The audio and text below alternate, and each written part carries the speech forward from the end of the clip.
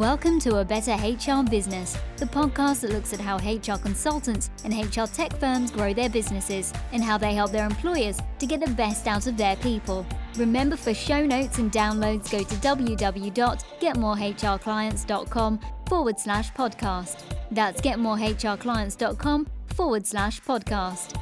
Okay, let's get started. Hello, thanks for joining me. Today we're going to be diving into a really interesting topic, and it all revolves around the issue about CHROs, CEOs, COOs, all having to deal with such enormous HR change. You know, we've had the coronavirus and massive turnover and the great resignation and quiet quitting is the new one. But that's all fine. And Andy, you can come up with strategic plans and put them into action. But the problem facing some of the HR leaders and business leaders is how to actually address that at the strategic and then the tactical implementation stages. So companies can opt to implement software to put some of these action plans into place, but then possibly it might be better to use consulting firms to do that. It's quite a tricky chasm to cross. And so today I'm talking to Andy Najjar, who is from FutureSolve, and FutureSolve bridges that gap in a really nice way. And I want to sort of dive into that. So Andy, thank you very much for joining me today. Thank you, Ben. Excited to be here. Yeah, great to have you. You heard me speaking there in the opening about that sort of chasm. How do you see that challenge of trying to work out which is the best way to go, whether that be software, consulting, or something else? Yeah, with different clients, it always starts with the strategy in place. So a lot of companies are trying to figure out what structure or process or strategy do I need initially? And that either could be done in-house or using expertise as a consulting company to come and form. And then with that strategy, then you go and find technology to fit that strategy. But when you have two different companies or two different teams, and they're all trying to strategically form a strategy in different directions, you ultimately find some friction between how to implement technology that works with the strategy that you just spent a lot of investment and money and time to create. So what we try to do at FutureSolve is have a cohesive experience where we bring both of these together to truly create a full, all-encompassing change where the strategy put in place is already planned towards the technology that we offer and have recommended to clients. So by the time everything is put in place, it's already set up for success, both on the technology side and on the strategy side. That's good to hear, because I was actually laughing with a tech company earlier whereby they were kind of founded on consultants who were wanting to make real positive change. And then they thought, well, if we can create some software, it will help facilitate that. Whereas you kind of see all these tech bros who've just come out of MIT or something, and they've managed to get some funding from a couple of trust funds, friends and family funds, and then put together some software, have no idea how this might help a company or whatever.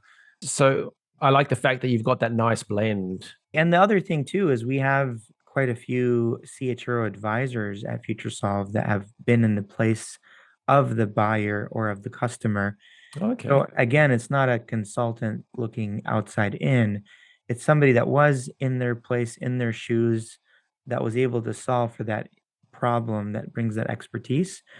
And as a result, even the technology companies like to work with the advisors because we provide them insight on how HR expects to use this, or what is the true trend that makes an impact, versus going at it from just a consulting angle or just a technology angle. So bringing a uniform experience, both from internal HR experience, internal technology implementation experience, to truly make things work internally for companies.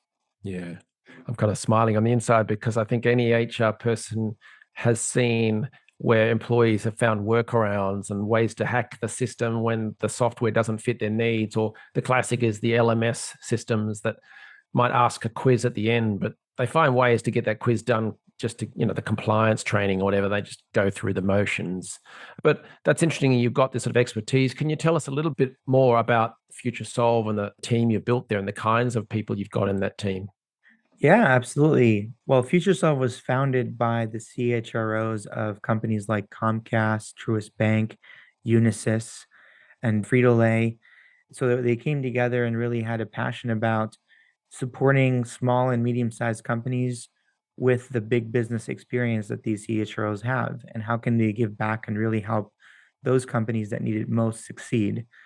And as a result, we sourced other CHROs that have just retired or have been in the position before that have the same passion, and created a team of over 30 different advisors today that specialize in different industries and different size of businesses and different expertise to really make that happen.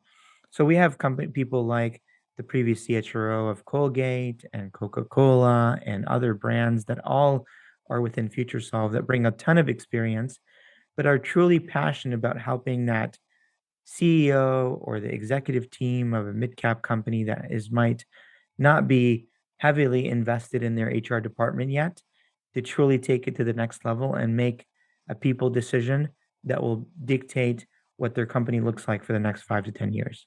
Yeah, right.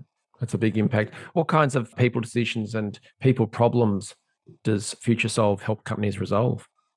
Yeah, there's a lot of really big ones, specifically after the pandemic, that have been happening. But some of the big ones we're hearing is culture transformation. How do you transform culture now that there's a hybrid environment? Another one that they always ask about is change management when they're making change, how to create adoption, where all the change is happening in a synchronistic way, not just process, but being agile and thinking on the fly from a leadership perspective. We also get a lot of leadership agility work where we can either create a structure, a leadership team, or create a leadership strategy across the company that will transform it moving forward. And not to mention diversity inclusion, predictive analytics of how do we measure all this change and make sure that we're getting the impact across the business and make HR actually a measurable department that contributes to the profit and loss statement at the end. Nice. Now, I'm just thinking back to my first ever HR manager job on a standalone manufacturing site. And I was so proud of myself because I created with another guy a Microsoft Access database so we could record performance data or something from the mill or something like that. I can't remember, but that is so stark in contrast to some of the technology that I've seen you guys share with your clients. Can you sort of walk us through some of the AI and some of the other technology tools that you make available? Yeah, the biggest needs we're seeing are usually artificially intelligent technologies that work across and on top of the infrastructure already there with companies. So instead of trying to change an infrastructure, you can add a technology that actually enhances what you're currently doing and brings those efficiencies and savings to the table.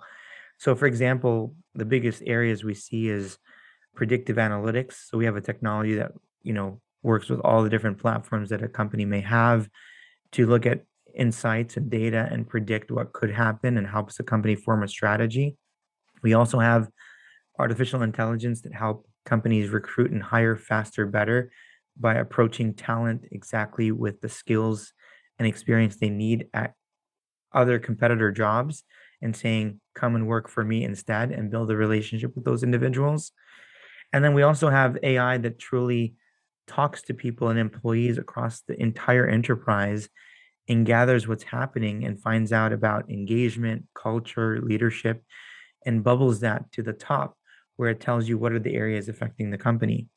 So it provides you fast insight without having to talk to every individual as an HR person manually, and gathers real-time insight as well. So as you're making change or going through a merger or acquisition or growth phase, to measure and monitor everything that's going on and then form strategies and implement change based on what the analytics and data is saying. Wow. Yeah, that's very good because so technology has evolved from my impressive Microsoft Access database to reactionary reporting systems and time and motion type stuff to then service delivery, whether that's the LMS or something like that. But what you're talking about is probably more forward looking on the predictive side, right? Absolutely. I mean, even in the learning space, we use artificial intelligence to see what learning is being effective, empowering other users to take the same learning so we can replicate top performers. So it's no longer just a learning management system, it's become a learning experience system. But even then, learning experience used to be only based on experience of the employee with the software. And now we're using learning experience using artificial intelligence to prescribe training that's truly effective. So if there is that course with that quiz that nobody wants to take and they only Mm. take it because it's required, AI is going to say they're only taking it because it's required, and we need to find a better way to help them retain the knowledge that makes a better impact on the job. Yeah. I love all the kind of the practical stuff, the anecdotes and things like that. So when we were looking before at the pain points that CHROs and CEOs, COOs have to deal with, some of this stuff on the AI and the predictive technology, how do they use that in a practical sense? Like, we're letting our customers down, so we need to improve performance of our frontline staff. Is that an example? I'm just trying to wrap my head around that. Yeah, you can actually see productivity data about employees and see what factors are affecting productivity. So it could be, people think, oh, it could be more salaries, but actually it could be as easy as a benefit change that's very innovative, or a cultural change that helps people get engaged and excited about the business, or even a leadership direction that they haven't seen before that leaders have to echo throughout the business to truly get everybody on board.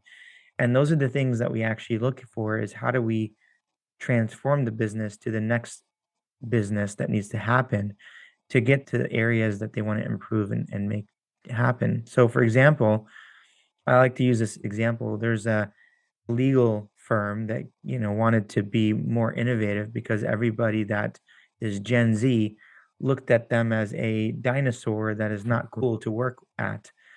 And when we did the analysis, that we found that actually just providing everybody as a benefit of Uber credits that they can go out with their friends on the weekend and Uber back, what made them the cool company. So a change as simple as that actually transformed how people viewed that company, because the benefits are now tweaked and changed to align with Gen Z, for example. But that's an example, but obviously each company is different and what they're looking for is different. But that's where data could tell you what are people asking for and where should you focus your efforts to truly transform what you need. That's very cool. Very cool. You guys at FutureSolve have some very cool information and events and things like that. Can you tell us a little bit about that, both whether it be the research and or events? Yeah, absolutely. So we come up with a lot of different research reports quarterly about areas like the labor markets, or what are the new trends for each year, and how to resolve certain of areas that you're focused on with technology. So we also recommend technology in those reports. So those are all on our website. And we also do leadership circles. So we get CHROs and leaders of businesses to come and talk about the problems and also discuss ways to creatively solve for them. And these are moderated by the CHROs that you can attend, and they're usually limited to about 30 seats. So the conversation is meaningful and it's really a collaborative two-way conversation. You can definitely register on the website for those. And then we also do thought leadership videos and webinars on the site, as well as certain presentations that happen in our building where we invite physically CHROs to come and see us and meet with other advisors and talk about these big topics and changes that we're looking to do for the next year. I love it. I love it. I said at the opening about there's so much change and so many challenges facing CHROs, CEOs, COOs. In your position, you're so immersed in HR and what challenges businesses are facing. What do you see as coming down the road, coming around the corner for business leaders in the world of work? Yeah, the biggest things we're seeing in the world of work right now is how to really enhance and move leadership to the new level.